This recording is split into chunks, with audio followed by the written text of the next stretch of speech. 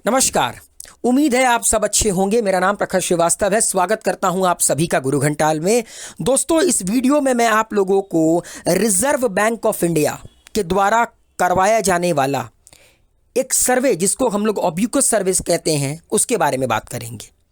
निकल पड़ते हैं आज के सफ़र पर और देखते हैं ऑब्यूकस सर्वे होता क्या है। अब आप लोग मुझसे कई सारे सोशल मीडिया प्लेटफॉर्म पर जुड़ सकते हैं। मेरे फेसबुक का हैंडल है प्रखर.श्रीवास्तव.39। मेरे इंस्टा का हैंडल है rover_इंजीनियर। यहाँ पर आपको ट्रैवलिंग से रिलेटेड, थोड़ी बहुत फोटोग्राफी करने की कोशिश करता हूँ, उससे रिलेटेड पिक आपको मिल जाएंगे। एंड मेरा ट्विटर हैंडल है @castbound7। तो चलिए आपको बताता हूँ कि ये ऑब्यूकस सर्वे होता क्या है। हमारे देश की पूरी जीडीपी 3 सेक्टर पर डिपेंड करती है। पहला प्राइमरी सेक्टर, जिसको हम लोग एग्रीकल्चर सेक्टर भी कहते हैं। दूसरा है सेकेंडरी सेक्टर, जिसको हम लोग मैन्युफैक्चरिंग सेक्टर कहते हैं। और तीसरा है टर्शरी सेक्टर, जिसको हम लोग सर्विस सेक्टर कहते हैं। हिंदुस्तान में मैक्सिमम लोग एम्प्लॉयड हैं एग्रीकल्चरल सेक्टर में, मगर सबसे ज़्यादा जीडीपी हिंदुस्तान को कौन प्रोवाइड करता है? Service sector. डॉक्टर, इंजीनियर्स, बड़े बड़े पोस्ट पर जितने भी आपके लॉयर वगैरह होते हैं, ये सारे के सारे सर्विस सेक्टर वाले होते हैं। सर्विस सेक्टर क्या होती है? जब आप किसी की सर्विस लेते हो, बदले में उसको पैसे पे करते हो। ठीक है, जब आप किसी की सर्विस लेते हो, बदले में आपको पैसे पे होते हैं। जैसे फॉर एग्जांपल, अगर मैं ये वीडियो बना रहा हूं, यूट्यूब मुझको इस वीडियो के व्यूज़ के अकॉर्डिंग पे करेगा, तो ये भी एक तरह का सर्विस सेक्टर है। हिंदुस्तान में सबसे ज़्यादा कमाई सर्विस सेक्टर से ही होती है। तो पहले तो ये 3 चीज़ क्लियर हो गई कि हिंदुस्तान की जो पूरी जीडीपी है, अर्थव्यवस्था है, वो इन 3 सेक्टरों पे डिपेंड करती है। अब मैं आपको बताता हूं कि ऑब्यूकस सर्वे कराने के पीछे का आरबीआई का कारण क्या होता है। देखिए, ऑब्यूकस सर्वे का मतलब क्या होता है। पहले ऑब्यूकस का मैं फुल फॉर्म आपको बताना चाहता हूं। Order book, inventory and capacity utilisation survey. ठीक है, क्वार्टरली ये सर्वे कराती है आरबीआई।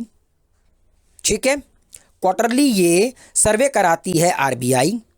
और इस सर्वे को कराने के पीछे का रीज़न ये होता है कि हमारे देश में जो मैन्युफैक्चरिंग सेक्टर है, उसका परफॉर्मेंस कैसा है, उसका परफॉर्मेंस कैसा है। पहली बार ये सर्वे 2008 में स्टार्ट हुआ था। Order book, inventory and capacity utilisation survey पहली बार 2008 में स्टार्ट हुआ था। क्वार्टरली बेसिस में होता है और आप अंदाज़ा लगा सकते हैं, आप गिन सकते हैं कि ये सर्वे अभी तक कितनी बार हो चुका है। 16 अप्रैल 2020 से 49वां ऑब्यूकस सर्वे स्टार्ट हुआ। ठीक है, अप्रैल, मई, जून, जुलाई, अगस्त, सितंबर, अक्टूबर, नवंबर, दिसंबर, मतलब 49th आपका अप्रैल में स्टार्ट हुआ, 50th स्टार्ट हुआ जुलाई में, एंड 51th स्टार्ट हुआ अक्टूबर में। मतलब अभी तक करीब 51 ऑब्यूकस सर्वे आरबीआई के द्वारा कंडक्ट किए जा चुके हैं। ठीक है, अब एक सवाल उठता है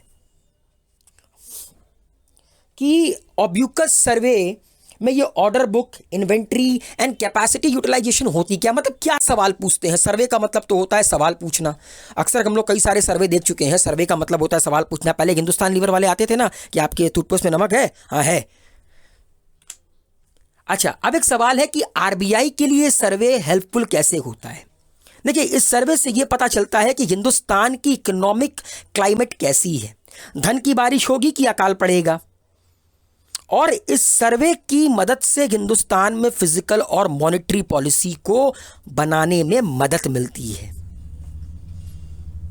ये इंफॉर्मेशन प्रोवाइड करता है कि इन्फ्लेशन से कितना प्रेशर पड़ेगा हिंदुस्तान की इकोनॉमिक एक्टिविटीज पर। अभी फिलहाल कोरोना आया है, कोरोना की वजह से इकोनॉमिक स्ट्रेन खतरनाक पड़ा। तो इस सर्वे से ये पता लगेगा कि इस बार की मॉनेटरी पॉलिसी कैसी बनानी चाहिए, कितना रेपो रेट रखना चाहिए, कितना रिवर्स रेपो रेट रखना चाहिए, क्या इन्फ्लेशन होगा। तो बहुत सारी चीज़ें अंदर ही अंदर जुड़ी हुई हैं। और ये सर्वे प्रोवाइड करता है एक्यूरेट एंड वैल्यूएबल डेटा, जिससे हिंदुस्तान में आरबीआई को मदद मिलती है एमएसएमई की पॉलिसी को बनाने के लिए, मॉनेटरी पॉलिसी को बनाने के लिए। क्योंकि आरबीआई अगर पॉलिसी एमएसएमई के फेवर में बनाएगी तभी एमएसएमई कमाएगी, तभी टैक्स भरेगी, तभी देश को मुनाफा होगा। तो इसीलिए ये सर्वे आरबीआई के लिए बड़ा हेल्पफुल माना जाता है। अब एक सवाल है कि किस तरह का डेटा कलेक्ट किया जाता है इस सर्वे में। सबसे पहला होता है बुक ऑर्डर। देखिए बुक ऑर्डर मतलब क्या होता है, ये एक तरह का क्वांटिटेटिव डेटा होता है कि जब क्वार्टर की शुरुआत हुई तो कंपनी को कितना ऑर्डर रिसीव हुआ, और जब क्वार्टर एंड हुआ तो जितने ऑर्डर रिसीव हुए हैं at the beginning of the quarter, कितना ऑर्डर पेंडिंग है। मान लीजिए कि एक कंपनी है, एक कंपनी को मान लीजिए अक्टूबर आपका क्वार्टर का स्टार्टिंग है, उसमें 1000 कार बनाने का ऑर्डर मिला, मान लीजिए मैन्युफैक्चरिंग सेक्टर है, एंड दिसंबर तक कितने कार बने और कितने कार पेंडिंग हैं। ठीक है, पता है इससे फायदा क्या होगा कि अगर कंपनी को ऑर्डर अच्छा मिल रहा है तो इसका मतलब है आने वाली जो इकोनॉमी होगी वो बेहतर होगी। अगर मैं दुकान पर बैठा हूं, अगर मैं गल्ले पर बैठा हूं और मुझे ऑर्डर ज़्यादा मिल रहे हैं तो इसका मतलब है कि मुझे पैसा कमाने को ज़्यादा मिलेगा। तो इससे यह पता चलता है कि अगर कंपनी को ऑर्डर ज़्यादा मिल रहे हैं तो इकोनॉमी बेहतर परफॉर्म करेगी। तो पहला होता है बुक ऑर्डर, कितना ऑर्डर बुक किया गया है। अगला है इन्वेंट्री। इन्वेंट्री का मतलब क्या होता है दोस्तों, इन्वेंट्री का मतलब ये होता है कि कितना रॉ मटेरियल है कंपनी के पास, कितना फिनिश गुड है, और वर्क इन प्रोग्रेस में कितनी चीज़ें हैं by the end of the quarter, जब तक ये क्वार्टर एंड हुआ है। अगर कंपनी के पास इन्वेंट्री कम है तो इसका मतलब है कि कंपनी बेहतर परफॉर्म करेगी, ओवरऑल इकोनॉमी के लिए बेहतर न्यूज़ माना जाता है। क्योंकि अगर कंपनी के पास रॉ मटेरियल पड़े हुए हैं, कंपनी उसका इस्तेमाल नहीं कर रही है, इन्वेंट्री ज़्यादा है, तो इसका मतलब है कि कोई ऑर्डर मिला नहीं है। ठीक है, तो जितनी कम इन्वेंट्री होगी उतना बेहतर परफॉर्मेंस होगा। और तीसरा होता है कैपेसिटी यूटिलाइजेशन। देखिए इन्वेंट्री को मैं और बेहतर तरीके से समझा सकता हूं। एक सब्जी वाला है, एक सब्जी वाला मान लीजिए कि 10 किलो आलू लेकर सुबह निकला बेचने के लिए। अब उसकी सिर्फ 2 ही किलो आलू बिकी, लेकिन 8 किलो आलू बच गए, तो उस दिन उसको घाटा होगा। लेकिन अगर 10 किलो आलू बिक गए पूरे के पूरे तो उसको प्रॉफिट होगा। उसके लिए ये अच्छा साइन है।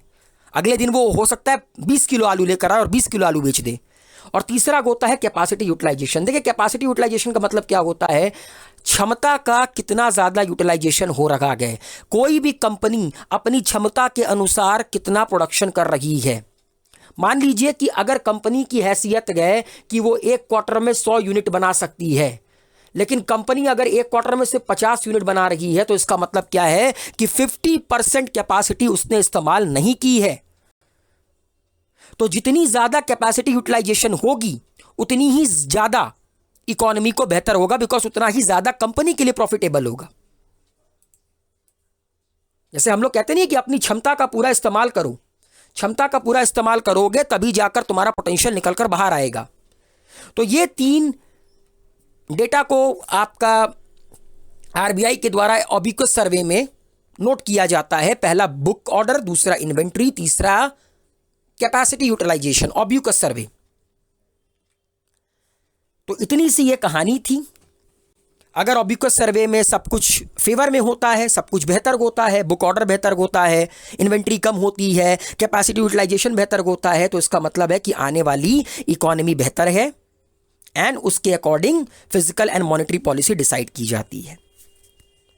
लेकिन अगर ये नेगेटिव जा रहे हैं, ये फेवर में नहीं है, तो इसका मतलब है कि आने वाले समय में इकोनॉमी थोड़ा सा स्ट्रेनिंग देगी आपको। तो दबाकर वीडियो को लाइक शेयर कमेंट कीजिए, गुरु घंटाल को सब्सक्राइब कीजिए, बेल आइकन के बटन को प्रेस करना ना भूलिएगा। Thank you so much guys.